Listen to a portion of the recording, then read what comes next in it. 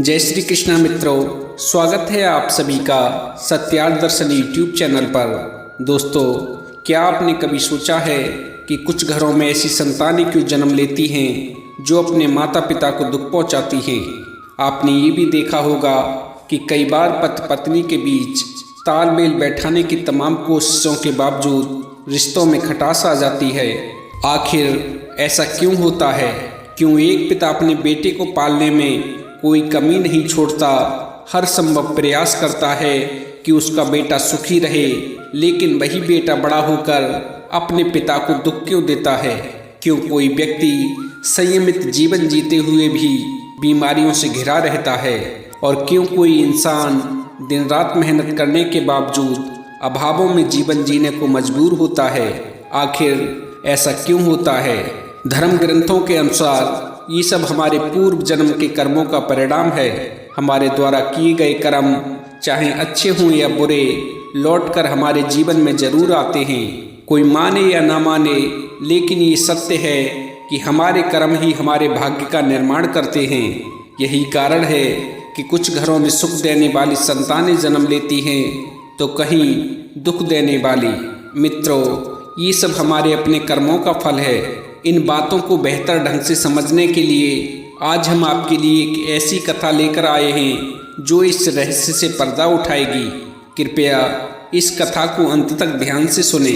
कथा शुरू करने से पहले आपसे एक निवेदन है, कमेंट में जय श्री कृष्णा लिखें, वीडियो को लाइक करें और अपने मित्रों के साथ साझा करें। यदि आपने अभी तक हमारा चैनल सब्सक्राइब नहीं किया है तो तुरंत चैनल को सब्सक्राइब कर लें और बेल आइकॉन को प्रेस कर दें ताकि हमारे हर वीडियो की सूचना आपको मिलती रहे। तो चलिए दोस्तों, अधिक समय न लेते हुए आज की इस प्रेरणादायक कथा को शुरू करते हैं। दोस्तों, बहुत समय पहले की बात है। एक गांव में दो कुत्ते रहते थे और दोनों पक्के दोस्त थे। वे हमेशा साथ रहते, साथ खेलते, साथ खाते पीते और साथ सोते थे। उनमें से एक का नाम था धीरू और दूसरे का नाम था बीरू। एक दिन धीरू और बीरू आराम से बैठे थे और आपस में बातें कर रहे थे। धीरू ने कहा, मित्र बीरू, कभी कभी मैं सोचता हूँ कि आखिर हमने कौन से ऐसे बुरे कर्म किए होंगे जो हमें इस जन्म में कुत्ते का जीवन मिला है।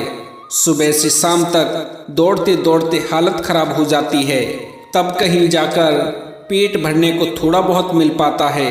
कई बार तो जिस दरवाजे पर जाता हूँ वहाँ से डंडे मारकर भगा दिया जाता हूँ। खाना तो दूर की बात है, उल्टा डंडे की मार खानी पड़ती है। बीरू ने सहमति जताते हुए कहा, मित्र धीरू, तुम बिल्कुल सही कह रहे हो। कभी कभी तो बैठने की भी जगह नहीं मिलती। जहाँ थोड़ी देर के लिए बैठ भी जाता हूँ वहाँ से भी कोई न कोई आकर डंडे मारकर भगा देता है। ना तो हम ठीक से बैठ पाते हैं और ना ही आराम से लेट पाते हैं। सच कहूँ तो अब ये जीवन बोझ लगने लगा है।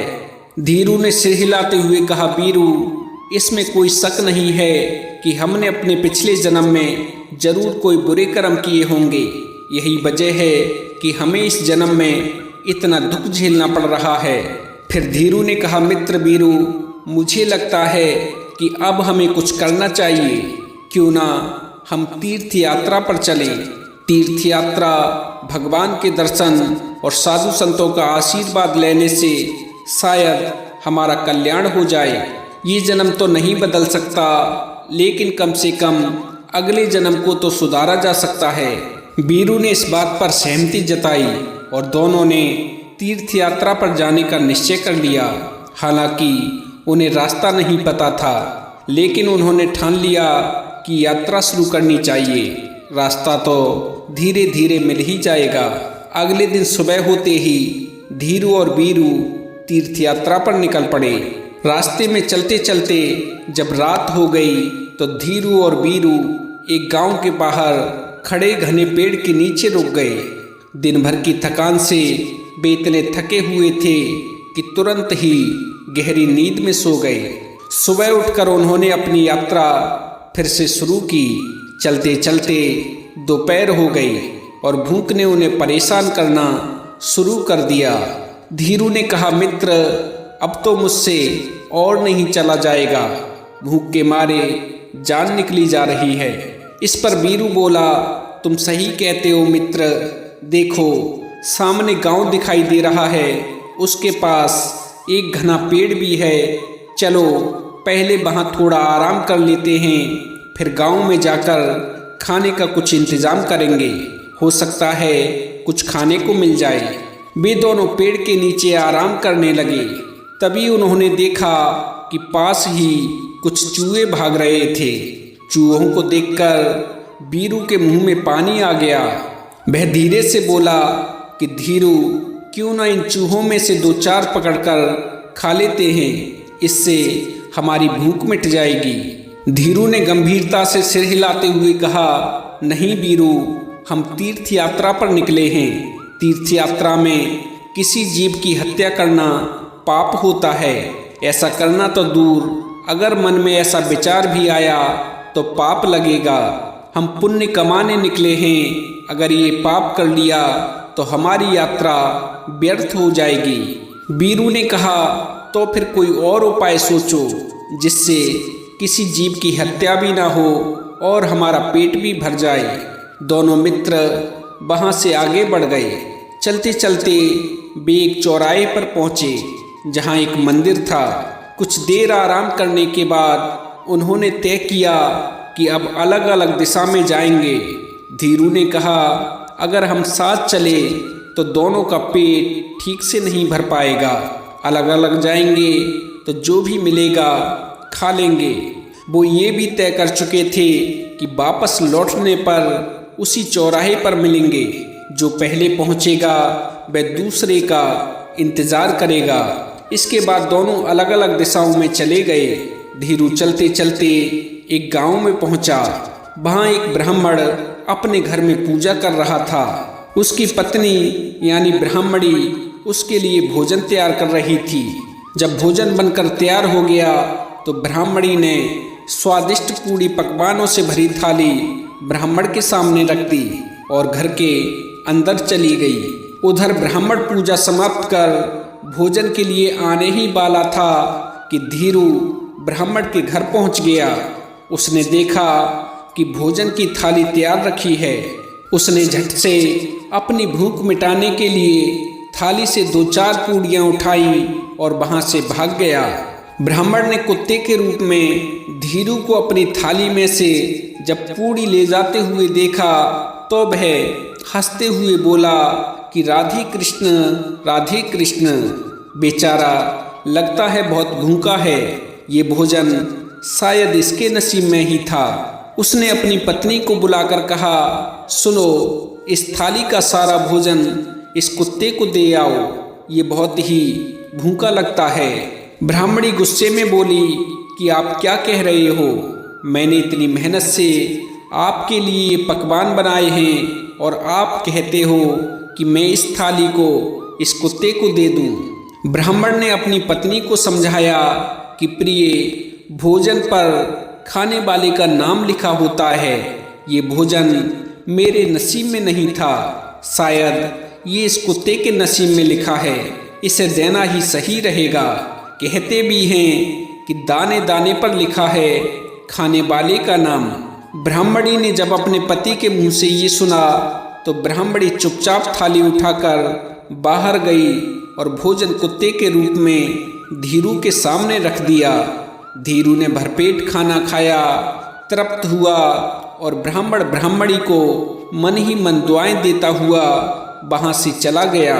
उधर बीरू भोजन की तलाश में भटकते हुए एक किसान के घर जा पहुंचा। किसान का कुछ दिन पहले ही अपने पड़ोसी से झगड़ा हुआ था। वह अपने मन में पहले से ही गुस्सा और खिन्नता से भरा हुआ था। किसान की पत्नी ने उसके लिए स्वादिष्ट भोजन तैयार किया और भोजन से भरी थाली अपने पति के लिए ले आई। खाना परोसकर किसान की पत्नी घर के अंदर चली गई। उधर जैसे ही किसान भोजन से पहले अपना हाथ मुंह धोने के लिए गया, वैसे ही बीरू किसान के भोजन के पास पहुंच गया। उसने इधर उधर देखा लेकिन उसे कोई नजर नहीं आया। उसने सोचा ये अच्छा मौका है, अपना पेट भर लेता हूँ।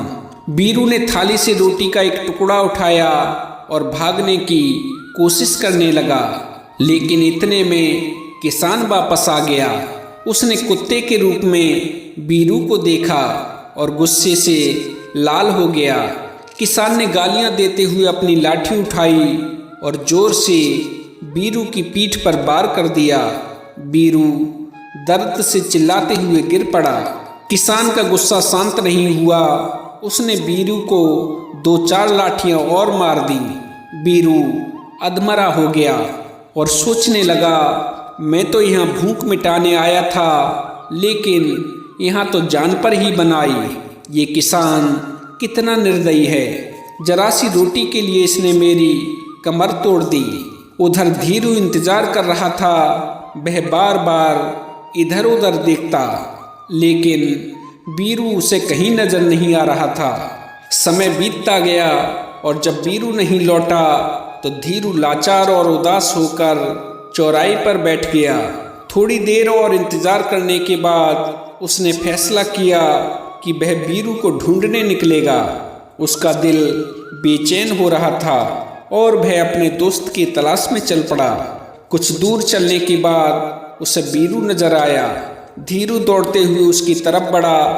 बीरू की टूटी हुई कमर देखकर वह बहुत ही दुखी हो गया। धीरू ने पूछा, भाई ये तुम्हारे साथ क्या हुआ? ऐसा किसने किया? कौन इतना निर्दयी है जिसने तुम्हारी कमर तोड़ दी, वो भी सिर्फ एक रोटी के लिए? बीरू की आंखों में आंसू आ गए। दर्द से कराहते हुए उसने धीरू को पूरी कहानी सुनाई।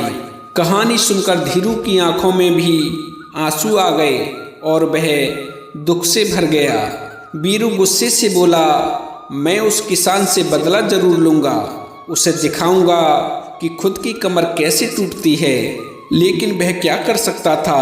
उसकी हालत इतनी खराब थी कि वह अपनी जान गंवाने की कगार पर खड़ा हुआ था। संयोग से किसान और ब्राह्मण दोनों ही संतानहीन थे।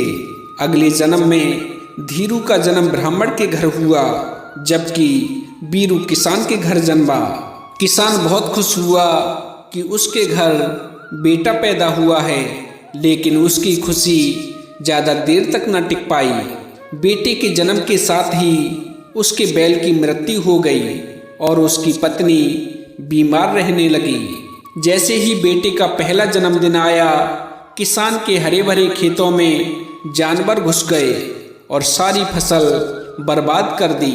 इस घटना से किसान का जीवन मुश्किलों से भर गया। ब्राह्मण के घर में जब पुत्र का जन्म हुआ तो उसके साथ ही ब्राह्मण का भाग्य भी बदल गया। पुत्र के जन्म के बाद ब्राह्मण की प्रतिष्ठा राजदरबार में बढ़ने लगी। उसने राजा को एक महत्वपूर्ण युद्ध में विजय दिलाने का सुझाव दिया, जिससे प्रसन्न होकर राजा ने उसे राज्य मंत्री नियुक्त कर दिया।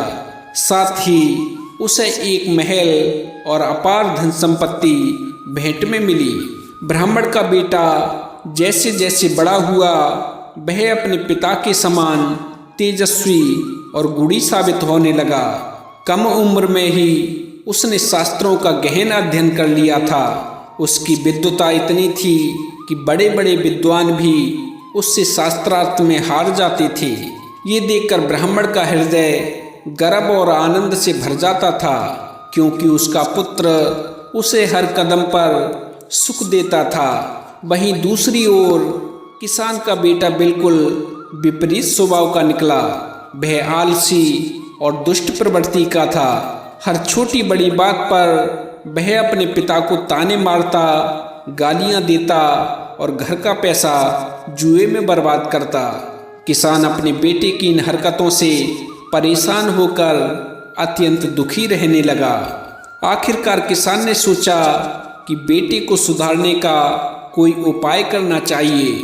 इसी सोच के साथ वह एक प्रसिद्ध ज्योतिषी ब्राह्मण के पास गया।